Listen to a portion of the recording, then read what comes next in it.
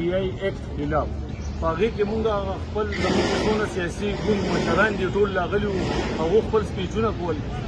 سیول سوسایټي راغلي وو تاجر برادري راغلي وو مونږ ټول خلک پیرامیډکس وکړي او ډاکټرز وکړي مونږ خپل یو امن پروګرام شروع کړی و په هغې کې د DSP او AC او دا ټایپ کسان راغلل وایي چې مونږ مذاکرات کوو او دغه کوو زمونږ لا سپیچز ختم نه د بده مرغه په کې په ډاکټر صاحب مونږ خپل ناربازي کوله د صوبایي نااهله حکومت خلاف نو د هغې دوران کې په ډاکټر صاحب BP چې دا ډېره زیاته هاي شوه د هغې وجې نه مونږ ډېر په دغه حالاتو کې چې دی نه کیجوالټۍ ته رارسولی دی اوس هم یو ځای نو په کیجوالټۍ کې یو د ډاکټر صاحب د صحت متعلق راته ووایه چې څه حالات دي او نن ساعت اوس هېڅ هم مونږ نه شو ویلی ځکه چې هله بېهوشه دی چې کله په هوش کې راشي بیا به پته لګي کم خلک دا پیغام ګوري هغو ته یو څه میسیج دی دا خلکو ته خو دا میسیج دی چې دا مونږ ته راوتي وو خو ستاسو دپاره راوتي وو دا سیاسي مشران راغلي دي د هرې پارټۍ دا راغلي دي په روډ کې ولاړ دي ګرمۍ ته ولاړ دي او دا ستاسو دپاره راوتي دي که سبا دا اسپتال MTI شو نو بیا به تاسو ژاړئ مالدار سړي ته هېڅ تکلیف نشته دی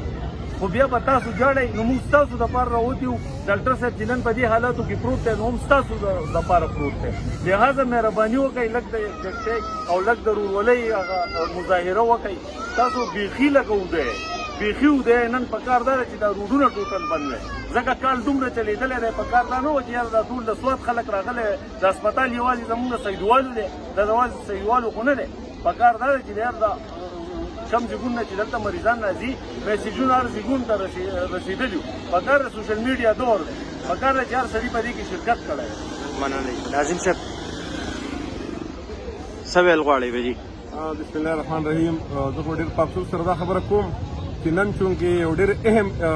احتجاج و چې په هغې کې د سوات هسپتالونه پرایویټایزیشن طرف ته روان دي که موږ نن هم عوام راونه وتل تاسو وکتل چې په احتجاج کې 100.5 خلک وو آیا په سوات کې دغه تعداد و د سوات غریبانان صرف 100.5 کسانو دغه ټول سیاسي او د پیرامیډکس او دغه سټاف راوتي و د سوات عوام ولې ودې دي نن ډاکټر خالد محمود صاحب د هغو دپاره کومه قرباني ورکړه چې دومره اوازونه دومره چغې ویلې چې هغه بېهوشه دی او موږ راغلي وو په هسپتال کې ولاړ یو نن د هغه په بېهوشۍ په حالات کې ولاړ یو او د سوات قام هغه شان وده دی کله به راویښېږي له دونه ګراسي ګراونډ په دې چرمانې لاړ نن هغه پرایویټ شو هغه کیل والې ورکو په هغې باندې اوس ټکټ ولګي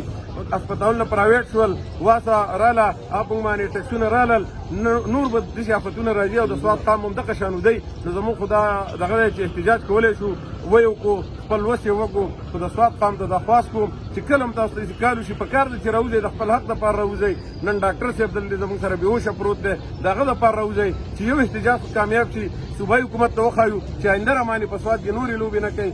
سبا کېدای شي دا سکولونه رانوالي ګراسي ګراونډ یې رانواغست اسپتال یې رانواغست کمیټي رانواغسته سیندونه یې رانواغسته یو سکول پاتې سبا به رنده والي موږ به دغه شان وځو نو زه تاسو ته خواست کوم چې کله هم تاسو ته کال کېږي په کار د یو ګنټه د خپل قام دپاره ورکوئ راوځئ چې د احتجاجونه کامیابېږي او موږ سیاسي خلک به ستاسو سره شانه په شانه ولاړ یو مننه جي